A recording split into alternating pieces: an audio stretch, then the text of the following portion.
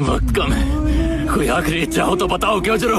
कह दो कि तुम डीमन बनने के लिए तैयार हो। तुम बहुत ताकतवर हो और तुम्हें चुना गया है। क्योजरो। जी हाँ माँ, कहिए। क्या तुम जानते हो तुम दूसरों से ज्यादा शक्तिशाली पैदा क्यों हुए? मुझे नहीं पता। ताकि तुम कमजोर लोगों की रक्षा कर सको। तुम कभी भी ईश्वर की दी हुई शक्ति का इस्तेमाल दूसरों को नुकसान पहुंचाने या अपने फायदे के लिए मत करना। जो शक्तिशाली पैदा होते हैं उनको कमजोर लोगों की मदद करनी चाहिए।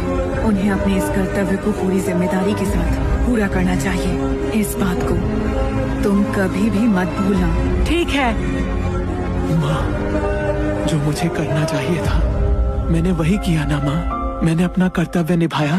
तुमने मेरा सर ऊंचा कर दिया।